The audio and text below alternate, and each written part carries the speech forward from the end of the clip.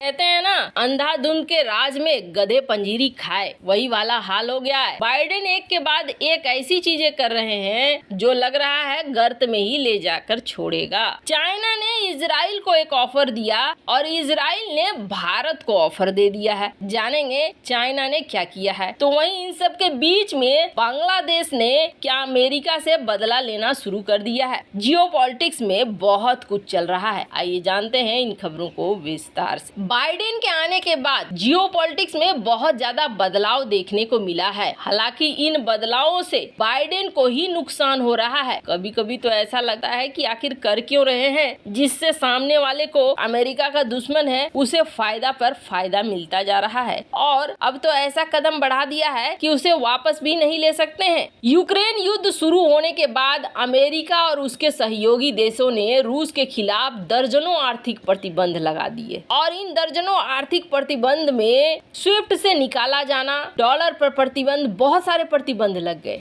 अब इस प्रतिबंध के बाद असर दिख रहा है साफ साफ दुनिया भर में डॉलर का क्या हाल हो रहा है। अब दुनिया के दर्जनों देश अमेरिकी प्रतिबंधों से बचने के लिए रूस से व्यापार करने के लिए लोकल करेंसी पर जोर दे रहे हैं, जिसका सबसे गंभीर असर किस पर पड़ रहा है? डॉलर पर ही पड़ रहा है। भारत ने भी 18 देशों के साथ भारतीय रुपए में व्यापार करने के लिए या तो तंत्र विकसित कर लिए हैं या फिर तंत्र विकसित करने की दिशा में काम किया जा रहा है। वहीं अब एक और झटका मिल गया है। विकासशील देशों के संगठन ब्रिक्स, इनके बीच एक तंत्र विकसित किया जा रहा है जिसमें आपसी व्यापार से डॉलर को बाहर कर दिया जाएगा। एक कॉमन करेंसी विकसित की जाएगी जिसे ब्रिक्स करेंसी कहा जाएगा। अब अगर ये सारी चीजें हो जाती हैं तो समझ लीजिए डॉलर पर एक तो बहुत बड़ा चोट, अब दूसरा चोट दे दिया है बांग्लादेश ने। बांग्लादेश में रूस के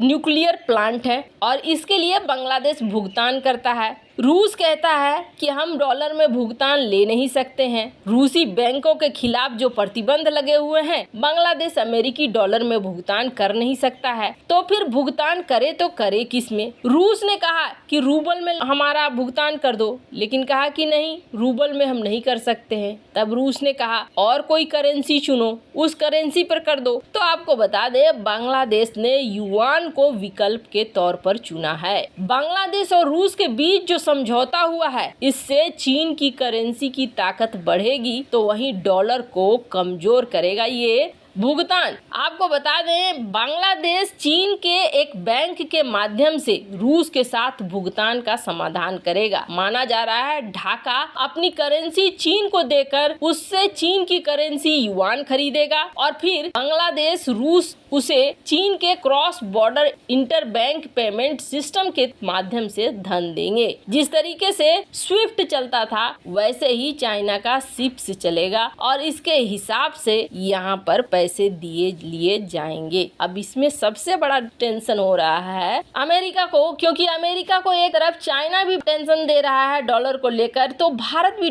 दे रहा है। भारत भी ज्यादा से ज्यादा देशों के साथ जल्दी जल्दी इस तरीके का कॉन्ट्रैक्ट साइन कर रहा है कि भारतीय करेंसी को भी बल मिले। और अगर कॉमन करेंसी आ जाती है ब्रिक की तो ऐसे ही डॉलर का बंटा धार हो गया। पर ये खबर अमेरिका के लिए सही नहीं है। अमेरिका को अभी भी चेत जाना चाहिए, वरना एक समय आएगा जब डॉलर का कोई वैल्यू ही नहीं रह जाएगा और अमेरिका के लिए ये एक बहुत बड़ी चोट होगी। जहाँ एक तरफ ये सब कुछ हो रहा है, वहीं दूसरी तरफ एक बार को कानों को यकीन नहीं होगा। दुनिया के देशों के जमीन को कब्जाने वाला चाइना क्या कुछ ऐसा फैसला ले सकता है? हुआ ये है कि इस वक्त इजराइल फलस्तीन में मामला गंभीर हो गया है। लड़ाई तक नौबत आ चुकी है, लड़ाई शुरू भी हो गई है। बीच बीच में गोले बारूद एक तरफ से दूसरे तरफ से चलते रहते हैं और यहाँ स्थिति जटिल बनी। अरब देश आ गए बीच में। अरब देशों ने कहा कि नहीं, यहाँ पर गलत किया। अल-अक्सा मस्जिद में घुसकर जो ऑपरेशन चलाया इजराइल ने, ये इजराइल की बहुत बड़ी गलती है। और इजराइल ने कहा कि अल-अक्सा मस्जिद में आम लोगों के बीच उग्रवादी थे, आतंकी थे, इसलिए हमने ये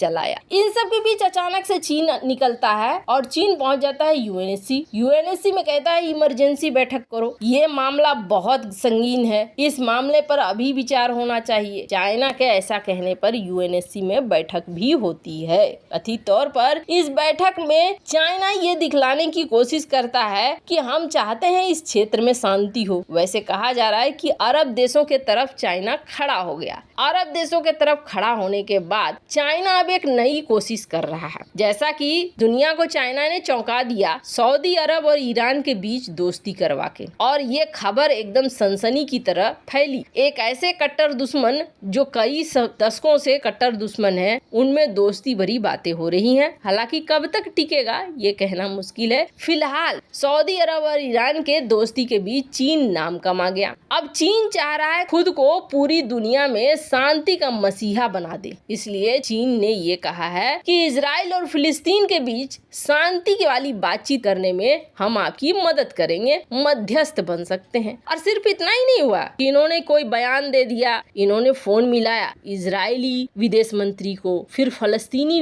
विदेश मंत्री को, और कहा कि 2014 में तुम लोगों के बीच में शांति बातचीत हो रही थी, तुम दोनों ने इसे ठंडे बस्ते में डाल दिया। इजराइल फलस्तीन का विवाद का शुरुआत तो 1948 में हो गया। तब से ही दोनों पक्ष आपस में लड़ते रहते हैं। एक बार फिर से बैठो और यहाँ पर बैठकर सारे मामले हल करो। अब सवाल उठता है कि आखिर शांति का मसीहा क्यों बनना चाहता है चीन? तो आपको बता दें, ईरान शिया बहुल देश है, जबकि सऊदी अरब सुन्नी का प्रतिनिधित्व करता है। इसके बावजूद चाइना ने यहाँ शांति स्थापित की और इससे अमेरिका की छवि को और ज्यादा नुकसान पहुँचा है। अब ऐसे में चाइना चाह रहा है कि अमेरिका की जगह ले ले, जो अमेरिका दुनिया भर में चौधरी बना फिरता है, उस जगह पे हम आ जाएं और हम आकर चौधरी बन जाएं। उसी दिशा की तरफ बढ़ रहा है चाइना। खैर, जहाँ एक तरफ ये सब कुछ हो रहा है तो वहीं इजराइल ने भारत को ऑफर कर दिया है, चाइना को नहीं। भारत को क्या ऑफर किया है? इजराइल और भारत के किस तरीके का संबंध है ये दुनिया लगभग जान चुकी है और दोनों कई क्षेत्र में एक दूसरे के साथ मिलकर काम कर रहे हैं। और आपको बता दें, एक नया सेक्टर, एक ऐसा सेक्टर जिस सेक्टर में इजराइल और भारत हाथ मिलाने जा रहे हैं, वो कमाल का सेक्टर है। आप तो कहेंगे बिल्कुल तुरंत भारत को ये साइन कर लेना चाहिए। भारत और इजराइल के बीच जो फ्री ट्रेड एग्रीमेंट है, उसको लेकर इजराइल ने ये कहा है कि हम चाहते हैं फ्री ट्रेड एग्रीमेंट को और आगे बढ़ाया जाए। बड़ा करने में इसे बाकी चीजों को भी हम लाएंगे, कुछ और सेक्टर भी हम इसमें जोड़ेंगे। अभी हमारे पास एग्रीकल्चर का सेक्टर है, टेक्नोलॉजी का सेक्टर है, लेकिन इसके अलावे हम कुछ सेक्टर को जोड़ेंगे। और उन्होंने अब आगे ये कहा है कि हम इसमें चाह रहे हैं कि एआई और सेमीकंडक्टर को जोड़ें, यानी चिप बनाने के लिए हम एक दूसरे की मदद करें। अगले 20 साल में टेक्नोलॉजी बहुत कुछ बदल देगा, इजराइल का ये कहना है। और हम चाहते हैं कि भारत के साथ मिलकर फ्री ट्रेड एग्रीमेंट के तहत इन सारी चीजों को लाएं। वैसे आपको क्या लगता है, क्या भारत को इजराइल की बात माननी चाहिए? कमेंट कर अपनी राय जरूर बताएं।